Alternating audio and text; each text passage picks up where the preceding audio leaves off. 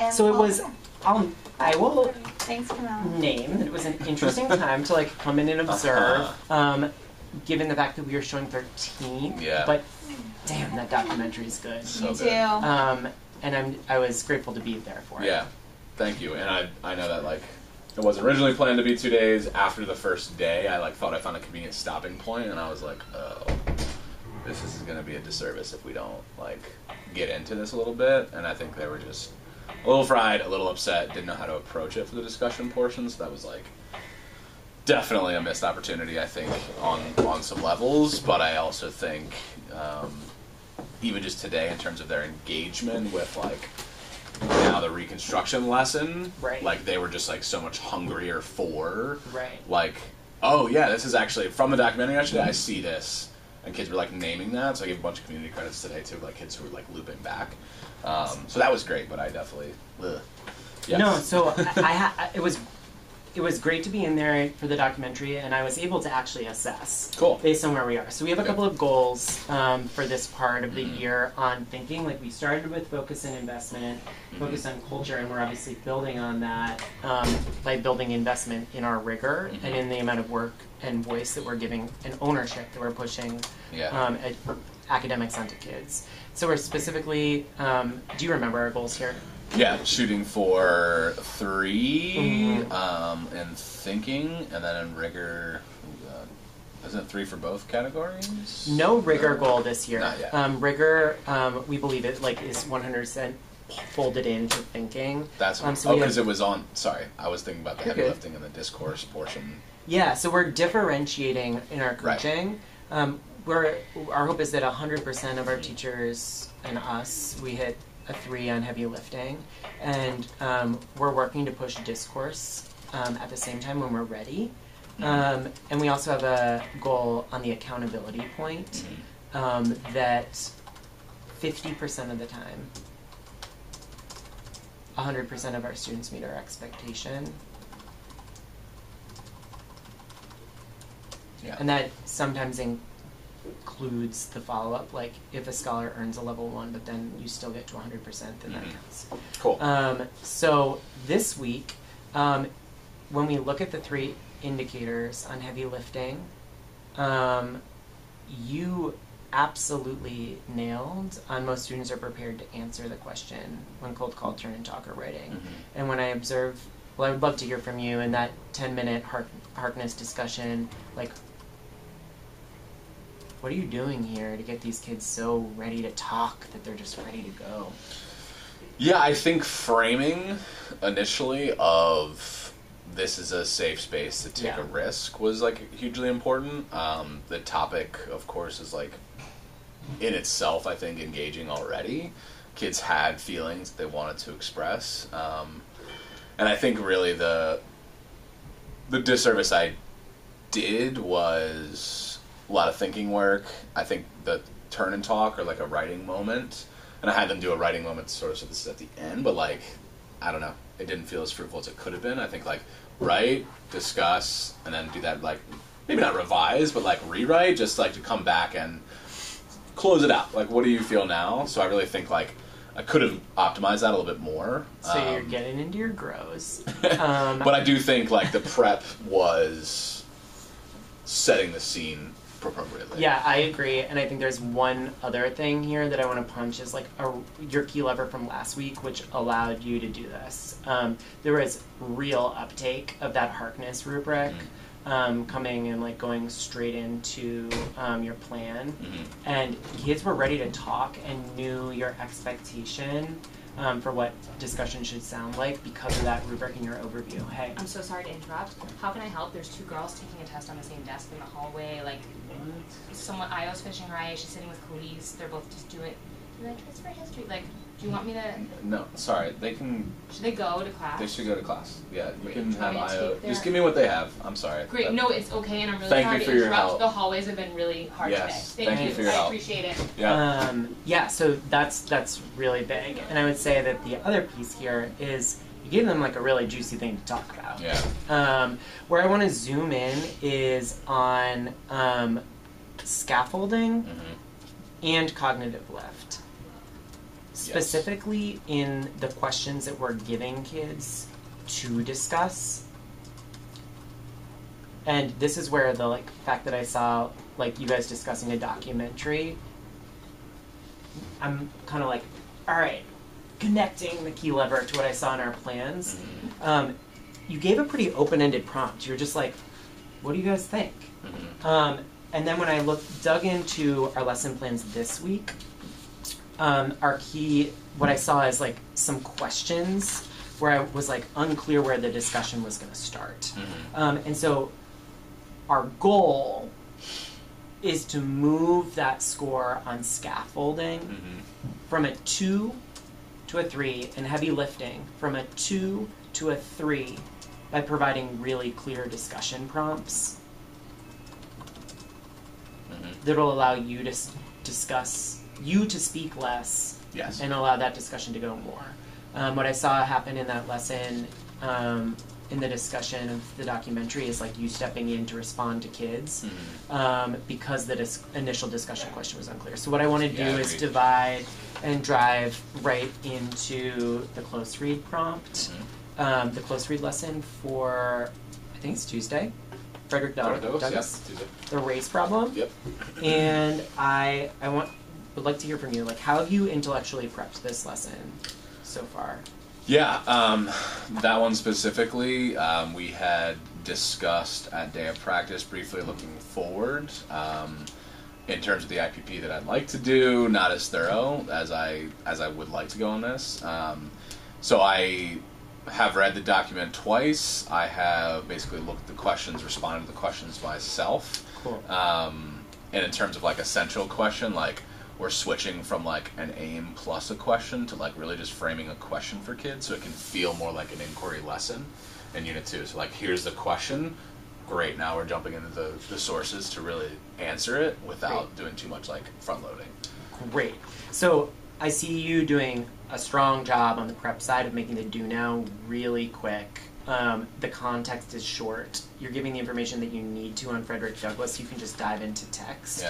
Yeah. I want to dig in with you around what those the valuable discussion questions are that students are going to have voice on. Please. And how we're going to respond in terms of scaffold if students don't quite know the answer. This is a tough text. Yeah, and I mean, like, it's been, this is like my main frustration, I think, with just like my workflow is I've turned in probably 5 lesson plans total this year that I'm like actually proud of. You know what I mean? Like, I never feel like I'm really ready or complete with them, and like most of that, thank you very much, is due to stretching myself, you know, with other things, and like it feels terrible, and I like have to apologize for turning in things that aren't my best work. So thank you for focusing on this. This is definitely where I need to push. Good. I'm ready. Good. I'm ready too, and I want to support you in it right now. Cool. So, if you you have this lesson open. I do. Okay, great. I want to show you where I think the difference is in execution and planning between an exemplar and where you are. Great. So this is one of Eleni's close read lessons on Sojourner Truth, Ain't I a Woman, which is like an incredible text, similar in message actually in a lot of ways. And so what I want to point out is you both have clear reading loop questions where it's read one purpose. For you it was, what does Douglass think the race problem is? For her, that read is plugged here. What's the central idea? But you see that with each piece, she has planned back pocket questions. What do you think the result is on heavy lifting? Because she has these back pocket questions planned. You never have to give it away. Right. You have that, it's like... You can break it down through more questions, not leading them to the answer. Perfect. Yep. So, Megan's coach, who was previously my coach that's out of building, Rob, used to say to me, the only way to respond to a student response is with another question. And that's like kind of my number one adage, and I want to help you with that right now. So let's dig into this plan. The first reading loop, you have, what does Douglass think the race problem is? What would your exemplar response to that question be? In terms of, so he's speaking to, you know, a sympathetic audience. You know, he is focusing on the fact that basically there is this northern and southern problem, And the race problem to him is that basically blacks need to like take ownership and solve their issues. He also sees it like there is a divide politically, socially, economically, and that people are perpetuating the problem themselves, but like the race problem is not about race actually. It's like a larger problem that they need to fit into. I would agree, and I think that there's a little bit more, which it's no longer like that African Americans can't.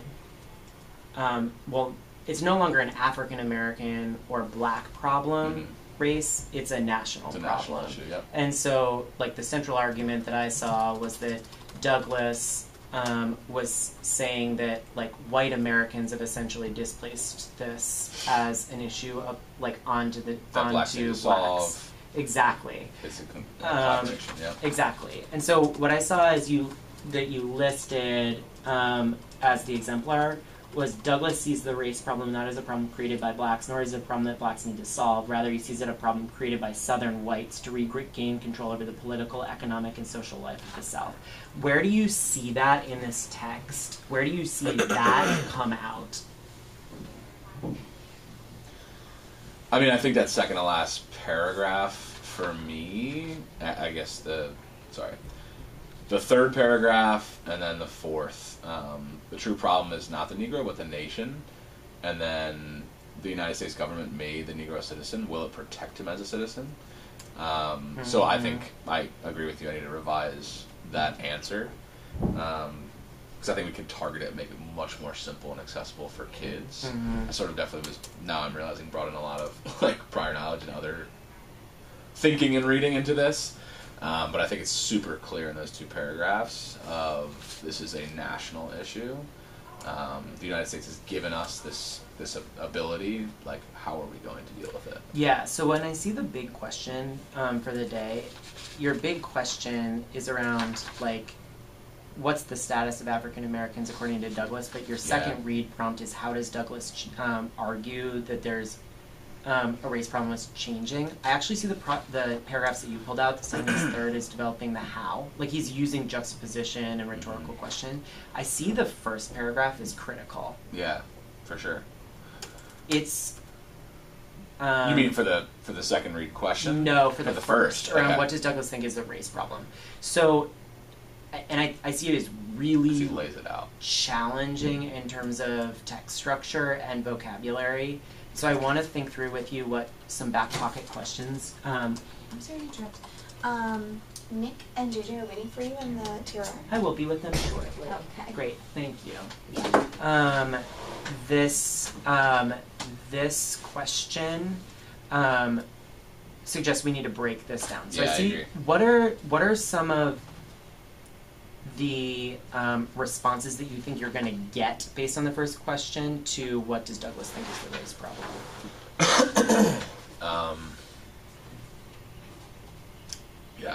I'm struggling with what the misconceptions will be. I feel like every time I've thought about them for this lesson, or for other lessons in the past, that I've been incorrect. I mean, to me, it's super clear that they're going to see, like, the North and South are not enemies. But there is this, like, morality sense, creating doubt, inflaming passion, cunning. I think they're going to make an assumption that there's, like, some sort of manipulation here, or, like, there's something happening.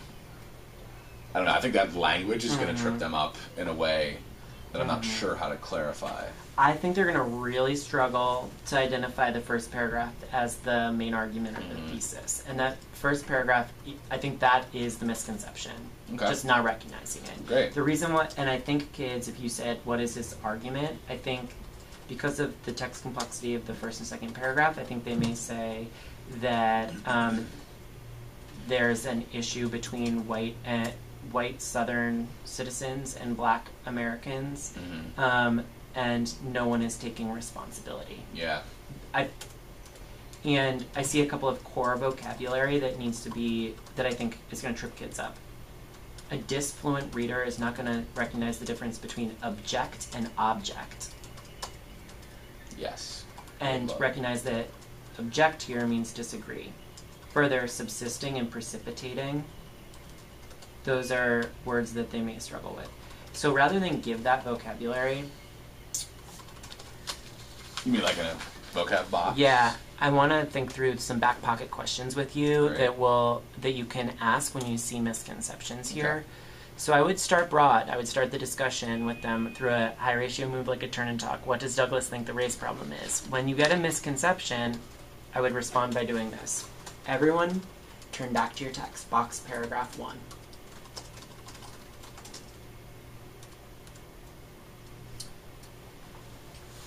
Everybody underline with me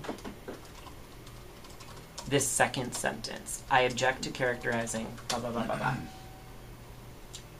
Based on this paragraph, what is Douglas rejecting?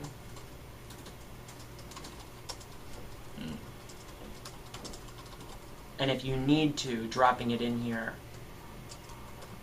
object and reject mean the same thing. Cool. They'll probably struggle. And then here you can underline precipitated.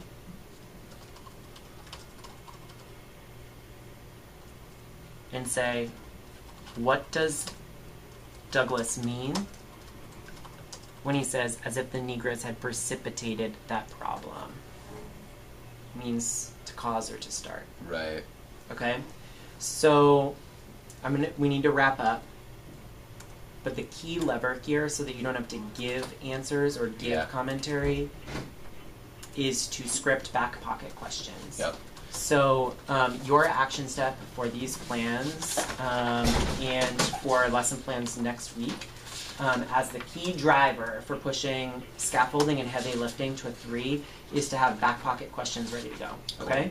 How many like per discussion question do you think? Like Great question. 2 to 3 or 2 to 3. Okay.